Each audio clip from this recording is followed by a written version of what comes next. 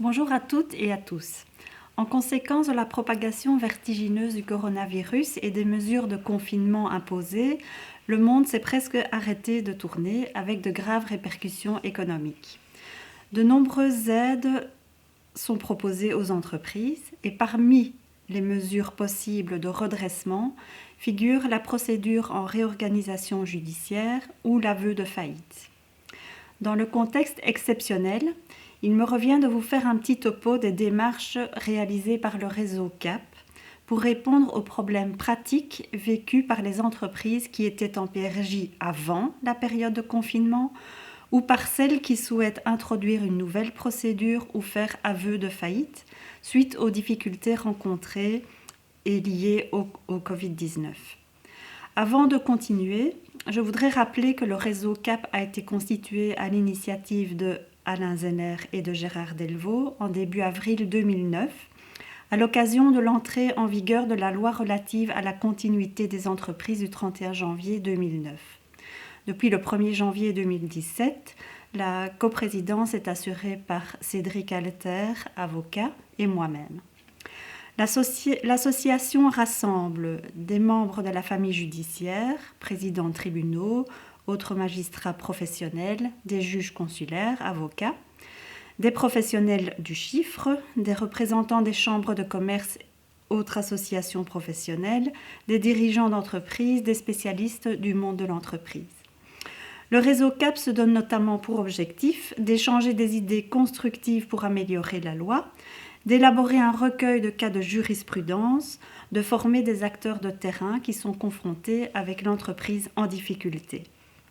Dans le cadre de la réforme du droit de l'insolvabilité qui est entrée en vigueur le 1er mai 2018, certaines propositions avaient été formulées par les membres du réseau CAP et avaient été présentées à la Chambre.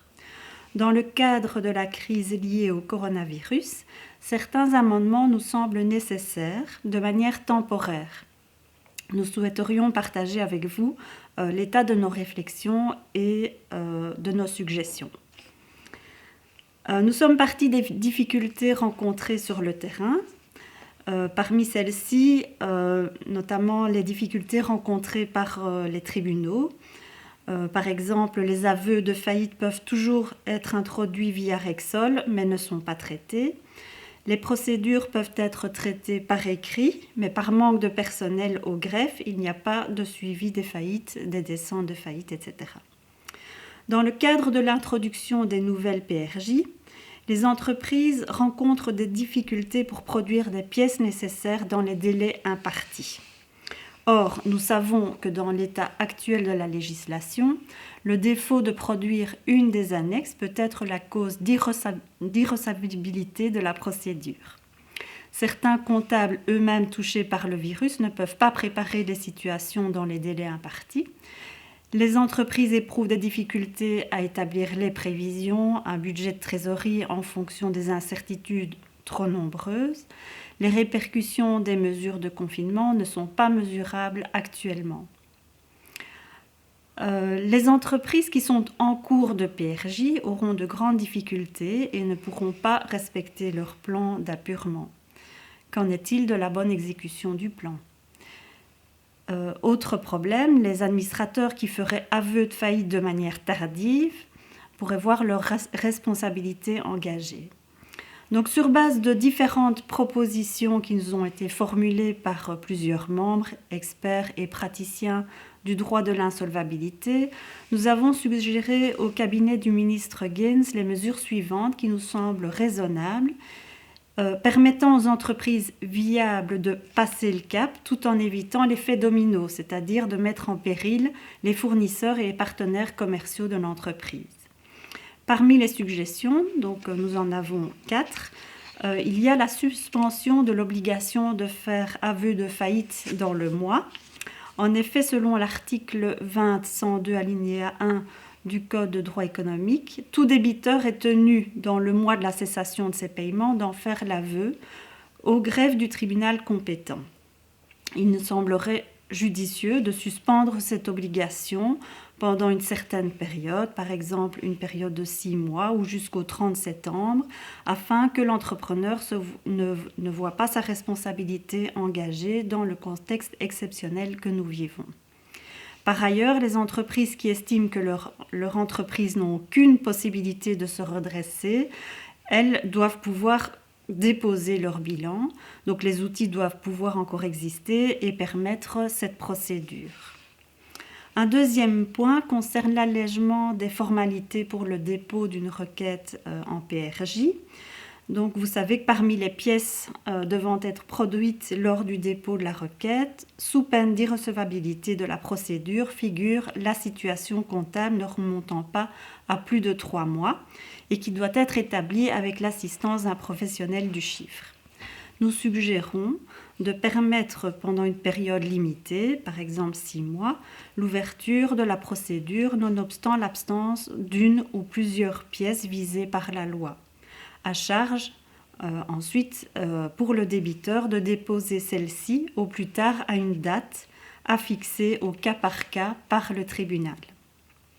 En troisième point, nous suggérons une certaine souplesse quant à l'exécution ponctuelle des plans de réorganisation en cours. En effet, afin d'éviter qu'un créancier demande la révocation du plan de réorganisation pour non-exécution du plan, nous suggérons une certaine souplesse pendant à nouveau une période limitée de 6 mois par exemple. Les praticiens et acteurs du droit de l'insolvabilité forment le souhait de pouvoir compter sur une attitude positive des administrations sociales et fiscales dans le cadre des réorganisations judiciaires en cours et à venir. Enfin, un sujet délicat mais important concernant les honoraires des avocats et des professionnels du chiffre. En effet, les avocats et les professionnels du chiffre ont un rôle essentiel au niveau de l'accompagnement des entreprises afin de les aider dans les différentes démarches à accomplir. La situation comptable constitue l'outil de base permettant aux différents acteurs d'évaluer la viabilité de l'entreprise, c'est-à-dire sa capacité à poursuivre ses activités ou pas. De même, dans le cadre des mesures de soutien qui seront octroyées aux entreprises viables, la continuité pourra être prouvée sur base d'une situation comptable récente, correcte, fiable et d'un business plan sérieux, compte tenu du plan d'investissement nécessaire, de résultats, de trésorerie et d'activité. Compte tenu de ce plan financier, le professionnel, en fonction de son expérience et de la bonne connaissance de son client, doit éventuellement conclure que la rentabilité n'est pas suffisante et donc de privilégier l'arrêt des activités, en tout cas de conseiller l'arrêt des activités. Mais l'entreprise se trouve régulièrement démunie de ces informations vitales à sa crédibilité, faute d'une situation fiable et complète. Dans ces conditions, il est difficile de défendre les intérêts d'une entreprise si le dossier est incomplet ou ne présente pas suffisamment d'éléments probants et de certitude quant à l'exactitude des chiffres. Une des raisons pourrait être expliquée par des retards importants d'honoraires du professionnel du chiffre. Une mesure simple pourrait être d'accorder un privilège spécial à ces honoraires lors de l'introduction d'une PRJ ou d'un aveu de faillite, car il est probable que nous devrons encadrer les entreprises de manière très amplifiée durant les prochains mois. Nous avons transmis toutes ces suggestions au cabinet du ministre Gaines, qui est occupé à travailler sur les textes de l'insolvabilité.